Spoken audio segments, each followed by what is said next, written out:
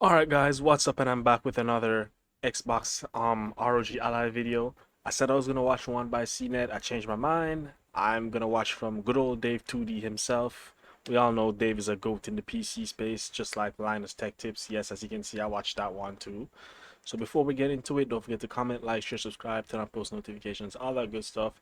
Follow my socials, my TikTok, Instagram, and Discord. It'll be in the description so I can get more views, likes, clicks, shares, comments, views, subscribers, clout, fame, money, and I can finally feel important and become somebody of importance and significance. With that being said, let's get into it. There have been rumors of Microsoft working on some secret Xbox handheld with Asus, and it's actually the first handheld ever to carry the Xbox branding. And Select games available to download and play natively. this is unlike any Alright, we don't Windows care handheld about that has that come stuff. before it. So this is the ROG Xbox Ally and Ally X. And on these devices, the Xbox team worked with Asus to tune the operating system. We've never seen that kind of control before, where the device doesn't even boot into a typical Windows desktop environment. It loads into a full screen Xbox UI. And in Which I love. Think about that. With the handheld PCs, we've had the issue of okay, Steam OS gives you the mobile control where you can have sleep mode and all these cool mobile features, but it lacks the anti-cheat compatibility. But Proton is so good that it can run virtually everything. And the anti-cheat games that don't run, the devs just refuse to support them. And then there's the issue of Windows software not working either. So cool, now Microsoft has come up with this solution. They've limited background processes. And now it's now we'll have the best of both worlds. So it's like I don't even need Steam OS anymore. But let's the let Dave go typical off. Windows desktop environment. It loads into a full screen Xbox UI. And in the background, there's no Windows desktop, there's no desktop icons, there's no taskbar.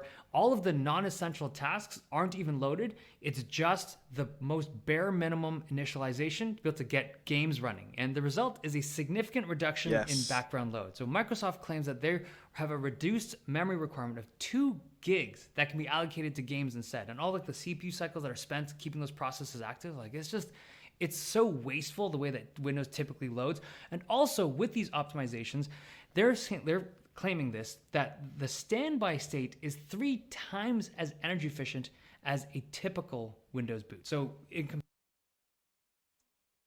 Wow. Standby meaning sleep mode. So it uses a third of the power in sleep mode just off of that. And the Ally X was already pretty good with battery drain in sleep. Although I know most people hibernate theirs. But wow. And then it's like the Ally X already has the 80 watt hour battery and the great battery life. So it's like this reduction of processes is only gonna make it even longer now. Because this has the same battery size as the Ally X. I'm hoping the Z2 Extreme is a bit more efficient though, but we'll see how that comparison turns to a out. regular Windows boot up, this new optimized version without all the bloat loaded up front uses 1/3 the energy in standby compared to regular, which is crazy. When I heard that number, I was like, this is why. This is why Windows is so bad for handheld games. So it should be pretty clear. This isn't just a new handheld with a fancy launcher. They've gone Even though the games aren't handheld games, they're PC games. They weren't designed for handheld. But I get what you mean. It doesn't matter. I don't even know why I into the paused the operating video to say system to that. shape it so it feels and performs more like a typical console. Now, the timing of this announcement feels a little it's too convenient because this is coming off the tail of the Switch 2 sales launch and also like the public launch of SteamOS. I think at this point Microsoft understands the pressure that like the gamers are putting on them to put out something that isn't awful, and I think this has a lot of potential. Now, at the Xbox event, I was able to check out the UI and get a feel for the gameplay, but we were not allowed to record any of that stuff. Understandably so, because it's so early on in the development cycle, but they did supply us with some pictures, so with some video editing, I can give you a rough demo of what it looked like.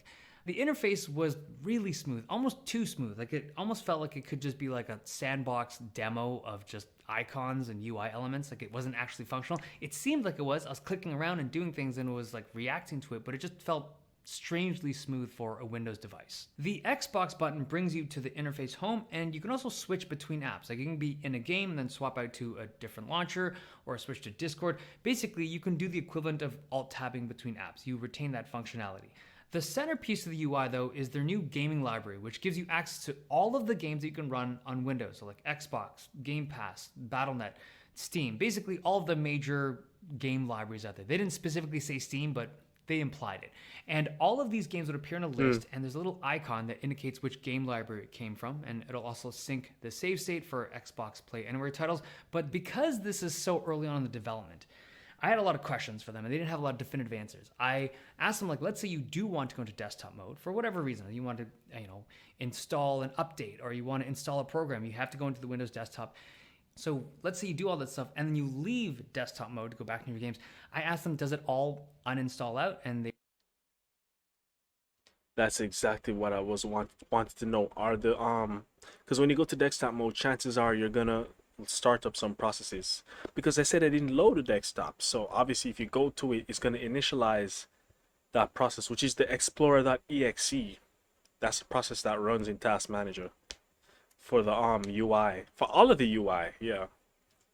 So it's like, does it close back when you go to game mode? I would pretty sure the engineers there are smart enough to know. Anybody with half a brain would know, much less them, the experts. So I'm presume Dave is gonna say yes. Let me just go back and let and him you continue. leave desktop mode to go back into your games. I asked them, does it all uninstall out? And they didn't have an answer for that. And also, I asked them about like the sleep Oh, wake never mind. functionality and the resume, because this is a very big weakness when it comes to Windows handhelds. It's a high priority for them, and they're working on it, but they didn't have any definitive answers for like numbers or any kind of factual information. There were indications that Microsoft was planning on extending this modified OS beyond just the ROG Xbox Ally systems. Right? It I seemed really like hope they were so. trying to go for a bigger audience at some point, like more device support and things like that. All of this was like, we might be. There was never any kind of definitive answers. But the one thing that they did indicate with certainty was that they are working to at least identify the games out there that work well with these systems and work well with the ecosystem, as well as potentially working with developers to tune and just optimize games for this ecosystem. Kind of unrelated, but I feel that that lab or that office space that Dave is in is like a good hideout from anybody really. All right, let's talk about the hardware. So there's two models. There's an ROG Xbox Ally, the white one, and an ROG Xbox Ally X, the black one. The X variant is the more powerful one. It's running the Ryzen Z2 Extreme chip, and this one's aimed at 900 to 1080p gaming. The white one, the regular Ally, has the less powerful but more budget-friendly Z2A chip, and this is aimed at 720p gaming. Now, in terms of relative performance, the Z2 Extreme rumors estimate to be like 10, maybe 15% faster. Wow, there's such a huge gap here. This is like 60% faster.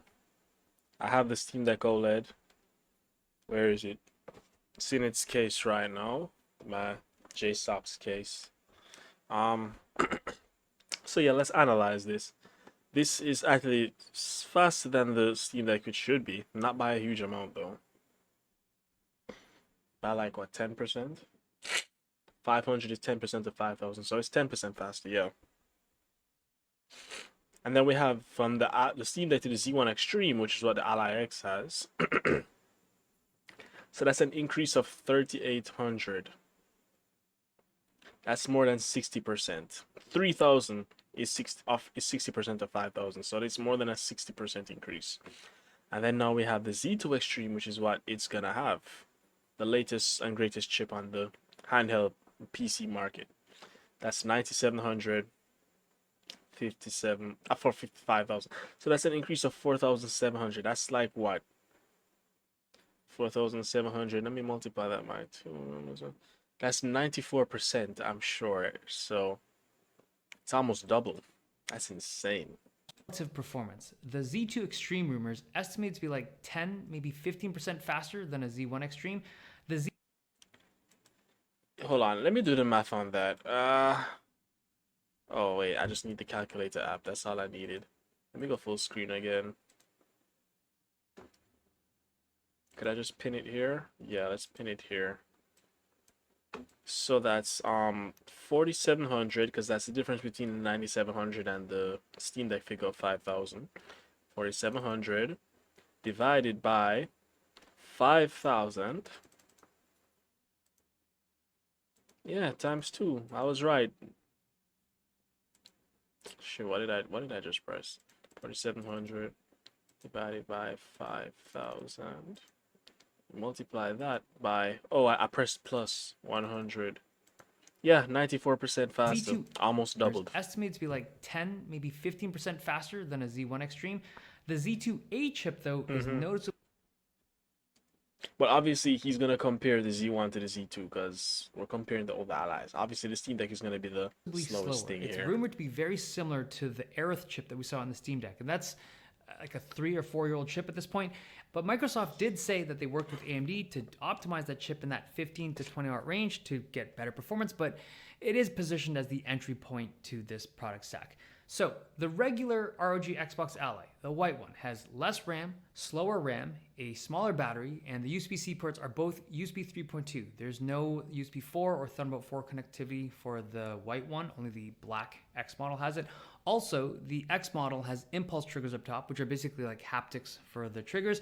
Both of these devices have the same screen. They share the same 1080p panel, which is actually the same screen that was used on the original ROG Ally. It's a good screen, but it's starting to show its age.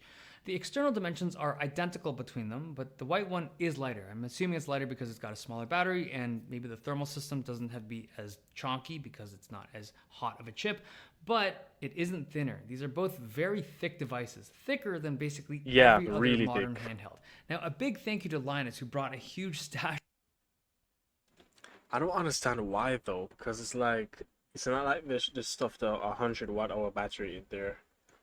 I imagine the internals are not that much different from the Ally X. I don't get of why it's so handhelds to be able to thick. compare the sizes I and don't. dimensions of. So without him, I wouldn't be able to show you this. But that ROG Xbox Ally is thick. Now the more powerful one, the X variant, or the black one, is 715 grams. It's heavier than the previous generation Ally X, but it doesn't feel super heavy when you're playing on it. The weight seems to be nicely distributed because of the grips. So we got to talk about these grips.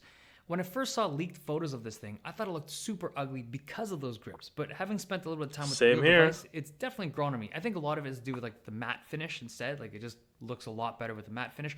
Also, there's like a micro texture of like text that reads ROG and Xbox on it. Whoever suggested that was a good move. It really does add to the ambiance of this I think it looks device. pretty cool. It's pretty. But in terms of the ergonomics, It I is. thought it would feel awesome because they're basing it off of a controller, but it's not what I expected. So it doesn't feel like an Xbox controller. It feels like a controller, but if you compare the way that they flare out and just the general shape, they are not all that similar. The steeper angle on the Xbox controller makes sense because that's just how your hands come together when you are playing on a controller like that. And then it's like a wider stance and kind of like a straighter angle when you're playing on a handheld. But it's just, if you're expecting them to feel similar, your angle. Also, another thing I've noticed, we know it's an LCD screen, but why do the blacks on this look so good, like it's an OLED? When you're playing on a handheld. But it's just, if you're expecting them to feel similar because of the Xbox branding, I don't think they do. If anything, I'd argue that the Steam Deck still feels the most comfortable to me. It is a lighter device, so the ergonomics feel and balance differently, but that feels like a 9 out of 10 for comfort to me. The ROG Xbox Allies, those feel like maybe 8. And then the previous Ally X, so the previous gen, this thing feels like, I'd say 7.5. And then the one before that, like the first Ally, was probably like a 6.5. Now, comfort is very subjective, and the weight of these devices has a big impact on how they feel in hand. But I thought I'd go through this because I think for a lot of people looking at this like weird grip shape on the side, they're just curious about it, and I thought I'd share some experiences. One last thought. The battery on the ROG Ally X, is the previous generation, this ran across the whole thing, right? It's like a rectangular shaped battery that fits very nicely and snugly bottom in a half. fairly rectangular shaped case. On the new one, because of those grips, it's not as space efficient. Like you can't stick batteries into those side things. I mean, you could, but I don't think they are. And so you just have, I'm sure there's haptics and stuff in there, but it's just less space efficient when you have the grips. I'm just saying. It's another negative to having grips like that. Okay, very cool device in terms of the software. I think the idea of it is amazing, and I also think the ability for the technology, like the OS technology, to trickle out to more devices and configurations. You know, another thing I haven't heard about, I really hope we get sleep mode, sleep downloads with the device in sleep mode, because it seems as if PCs, x86 processors to be more specific, for the tech savvy people that understand what those are, it seems that they can't download in sleep like ARM CPUs can. I really, really hope either they have to put a secondary CPU on the board like the PS4 did. Yes, the PS4 has an ARM CPU that handles the downloads. I really hope, because I can't be out here putting up black images on screen on my OLED deck to simulate it being off. That's kind of ghetto. I'm not gonna lie. We need that sleep mode. So sleep mode and sleep downloads. I know they're working on the regular sleep mode, but we need the sleep downloads as I think well. it would change the gaming world for the better. Isn't that technology to trickle out to more devices and configurations? I think it would change the gaming world for the better. And isn't that something we all want, to just have cleaner and leaner operating systems for our devices? I hope Microsoft does it. All right. So SteamOS is so amazing. It's making Windows better. Look at this profile picture. Can't wait to put SteamOS on it. Nice, nice. We hope that pushes valves. I think it comes with anti-run SteamOS. I would hope. But hey, if this fixes my Windows woes on handheld, I'd just switch to this. I'll probably keep my Steam Deck still. I don't think I'll sell this. I'll keep this. Just get a secondary handheld. So yeah, guys, that was it. That was Dave2D's reaction to it. I love that he went into detail about the background processes. That's the key part that really stands out to me. And I think they said 2 GB of RAM, because I did my own research, so it's 2 gigs of RAM freed up. Yeah, I imagine battery life is going to benefit greatly from this. I don't know how much more efficient the Z2 Extreme is, but I'll do my own Google search and find out for myself right after this. And yeah, that was it, guys. I will see y'all in the next video. Goodbye.